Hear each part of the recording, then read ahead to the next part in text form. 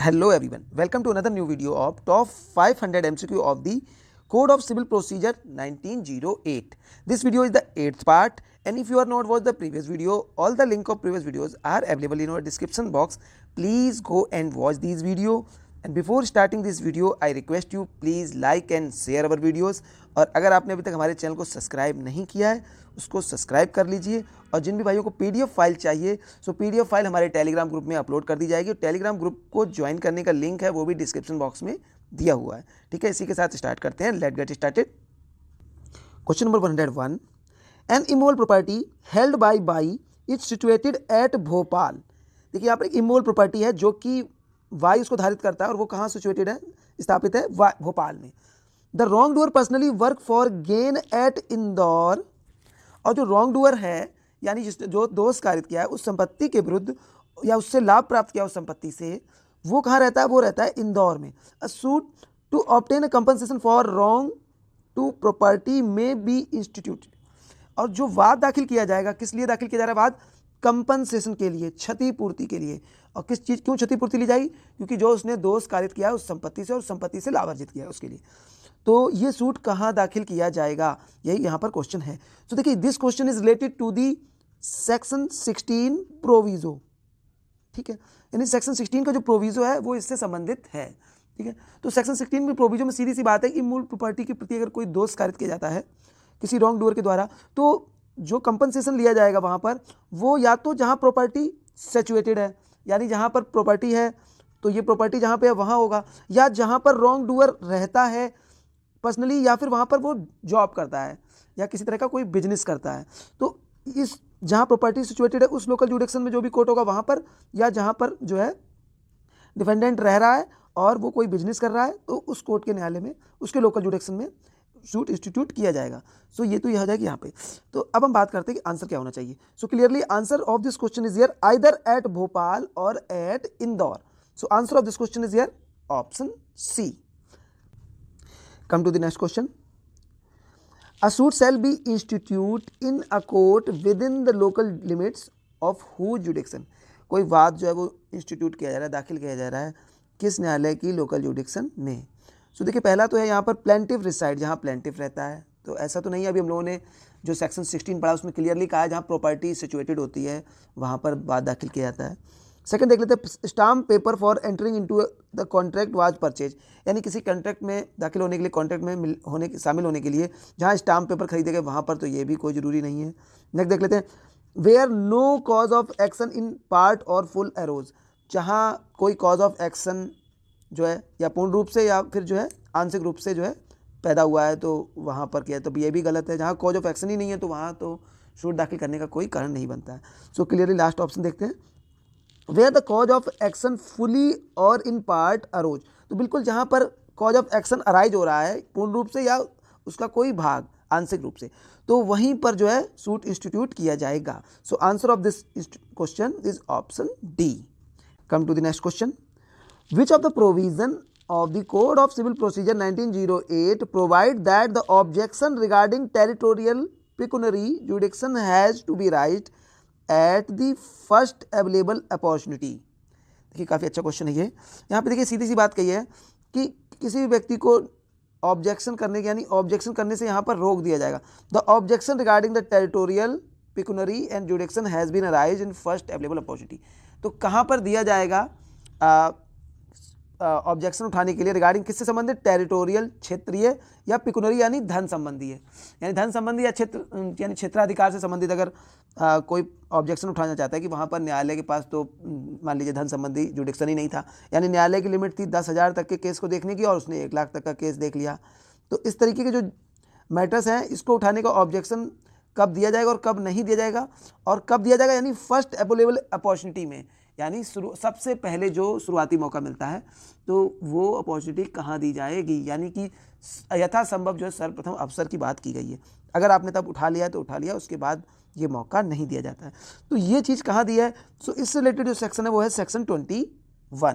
ठीक है, अभी हम लोग पहले ये देख लेते हैं। सेक्शन 10 जो है वो दिया गया रेस्ट सब जुडिस की बात करता है, स्टे ऑफ सूट की, जबकि सेक्शन 11 जो है वो रेस्ट जुडिकाटा की बात करता है, और सेक्शन 20 जो है ये बात करता है other suit to be institute where defendant reside or cause of action arise, यानी जहाँ पर कॉज ऑफ एक्शन अराइज हो रहा है या फिर जो है जहाँ पर डिफेंडेंट रिसाइड करता है, निवास करता है, वहाँ पर जो है अन्य वाद दाखिल किए जाएंगे। यानी जो सेक्शन 19, 18, 17 और 16 को छोड़कर जो वाद आते हैं वो सेक्शन 20 से कवर हो जाते हैं, तो उसके लिए ये सेक्शन 20 दिया। अब आता है हम लोग का आंसर का क्वेश्चन है, सेक्शन है ये सेक्शन 21। सो आंसर यहाँ पर ऑप्शन डी हो जाएगा।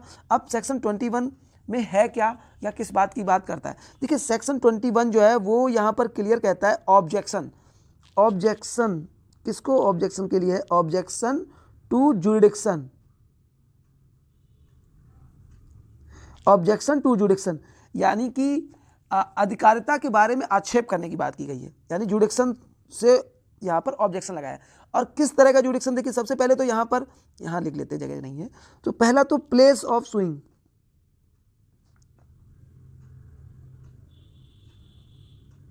प्लेस ऑफ सुइंग, यानी कि जो वाद से संबंधित बात को संसित करने के स्थान से संबंधित अगर मामला है तो वो मामला फर्स्ट इंस्टेंट जहां पर वाद दाखिल किया गया अर्लियर पॉसिबल हो सकता था वहीं उठाना चाहिए।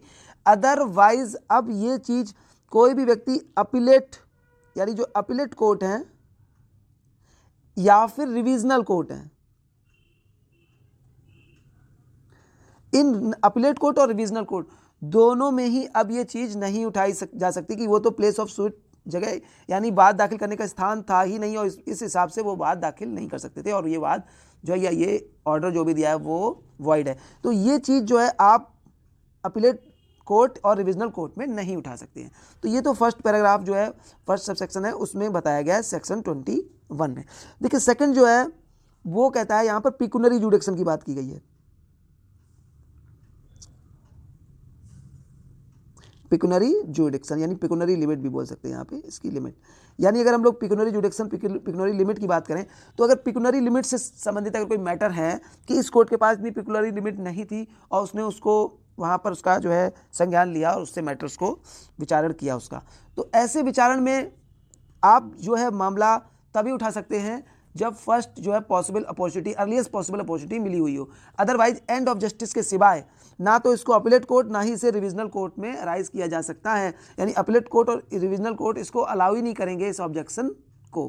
ठीक है, सिर्फ कब कर सकते हैं? फेलुअर ऑफ जस्टिस, बहुत ही इंपॉर्टेंट वर्ड है ये, यानी कि जो अलाउ करने का सिर्फ यहाँ पर जो कारण हो सकता है वो फेलुअर ऑफ जस्टिस।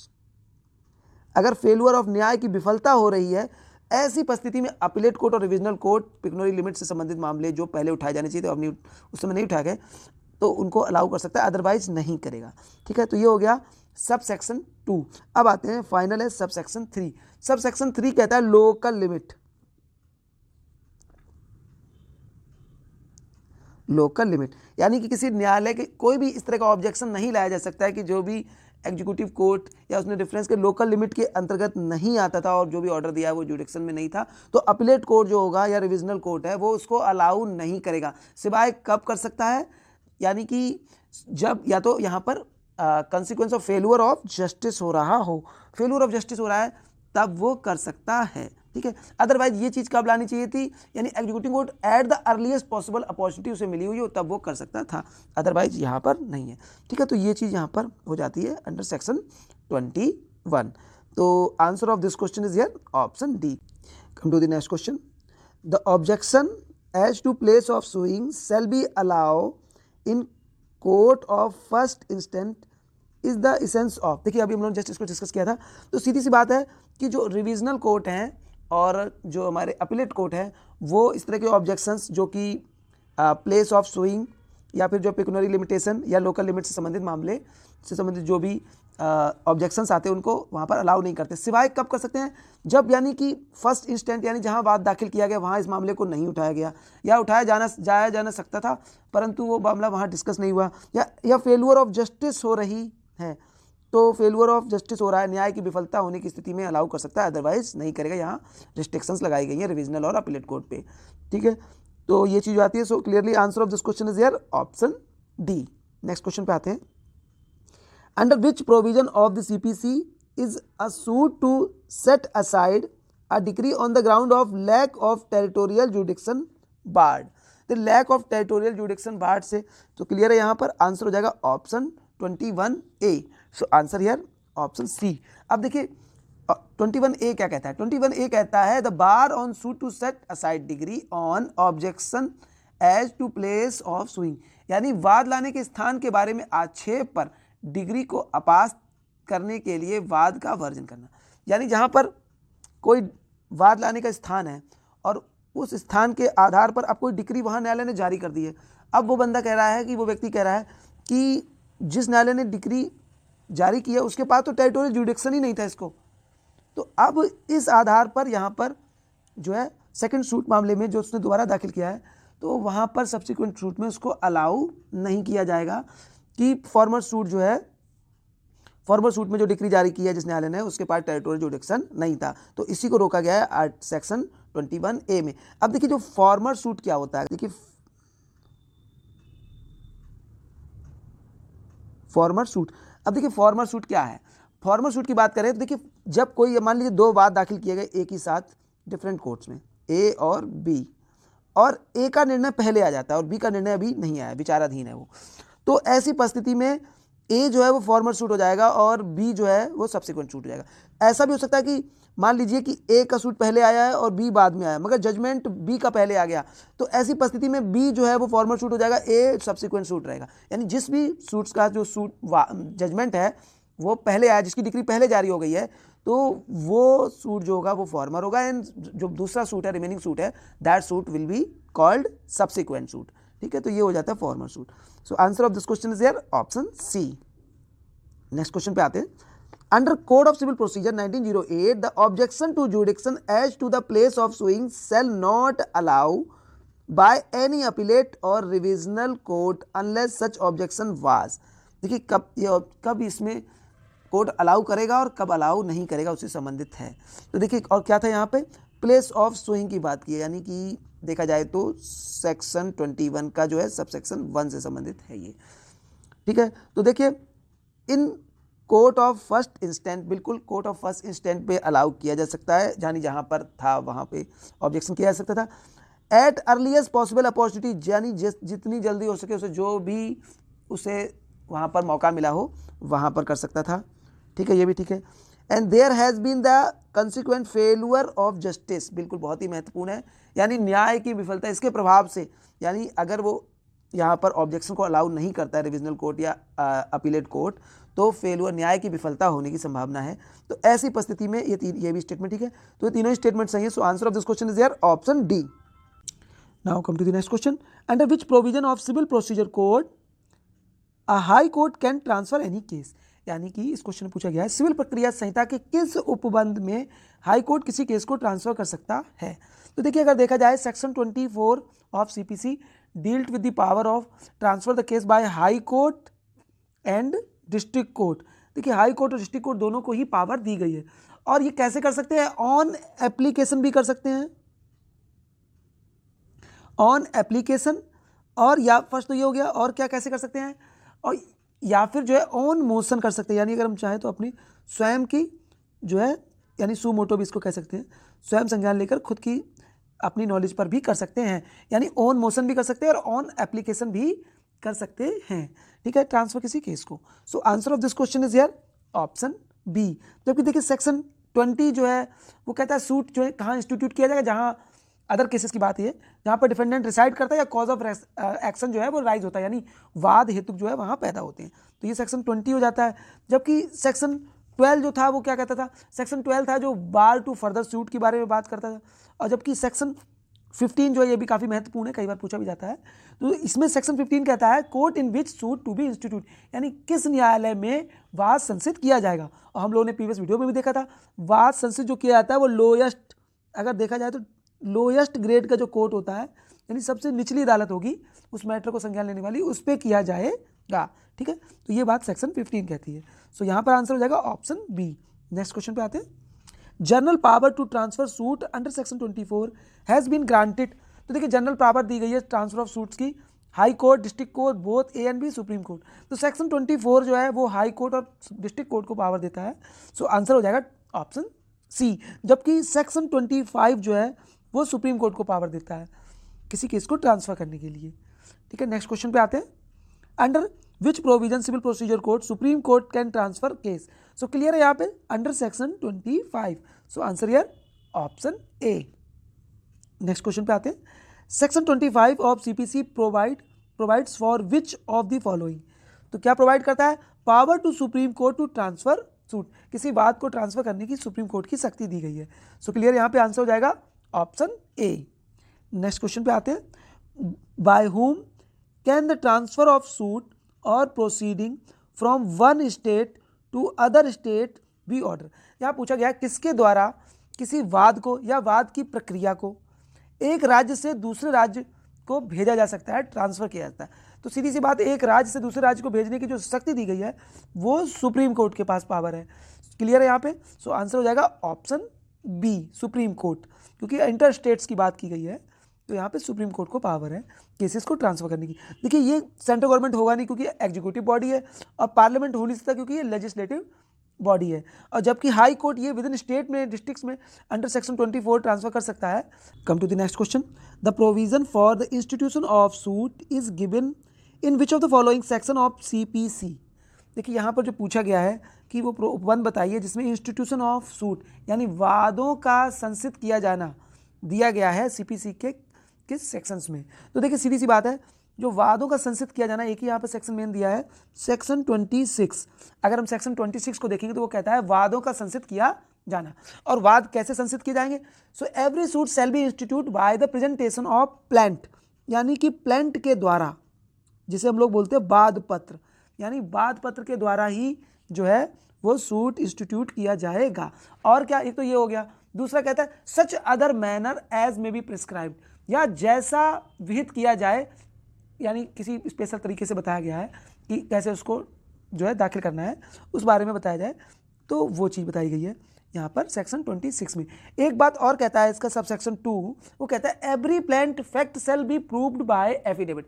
प्रत्येक वाद पत्र में जो तथ्य हैं वो शपथ पत्र के द्वारा साबित किए जाएंगे, यानी एवरी फैक्ट जो प्लेंट में दिया गया shall be proved bye affidavit. This is very important point.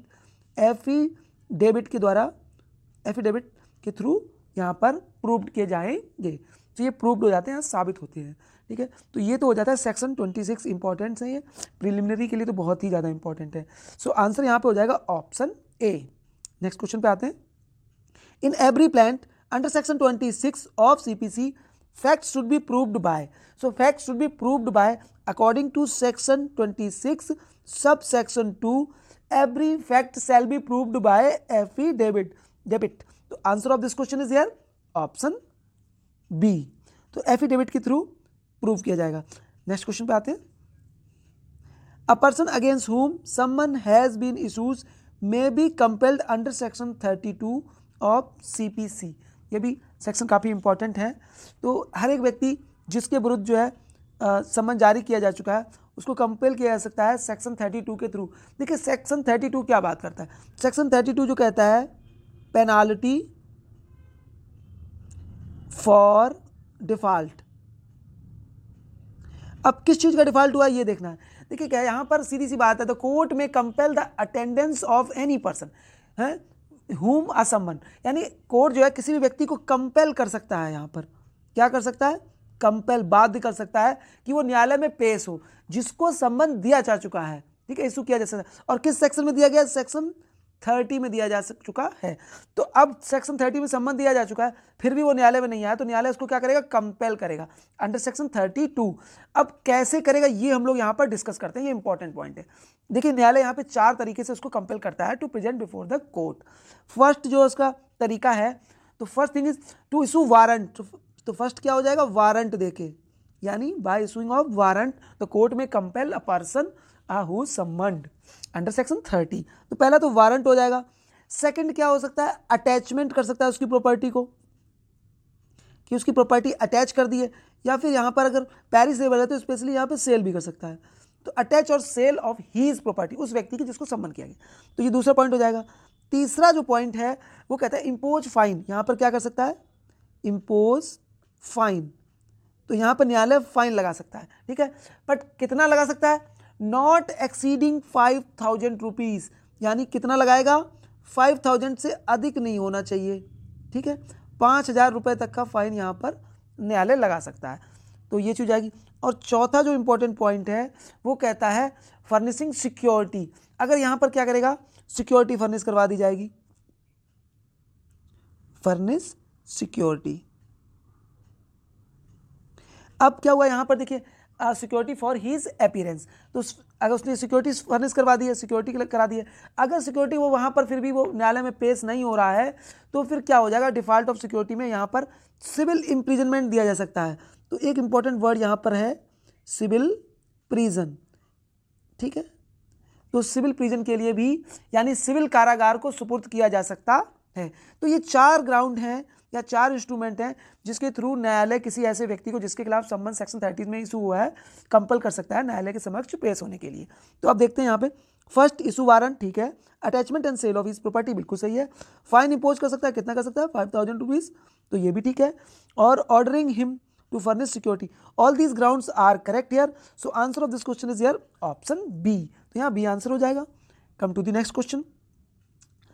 The court may compel the attendance of any person whom the summon has been issued under section 32 for the purpose of may impose fine upon not exceeding, जैसा हम लोगों ने देखा था 4th point में, यानी जब न्यायालय क्या करता है, किसी व्यक्ति को प्रतिभूति देने के लिए वहाँ पर वाद करता है और ऐसा व्यक्ति यानी उसका व्यतिक्रम करता है, तो ऐसी परिस्थिति में क्या होगा, न्यायालय उसको सिविल कारागार में सुपुर्द कर देगा, ठीक है। इससे पहले उसके ऊपर जो फाइन लगाई गई थी, फाइन कितनी लगा सकता है, तो 5,000 रुपये तक की लगा सकता है। सो क्लियर, यहाँ पर जो आंसर हो जाएगा 5,000 रुपीज़।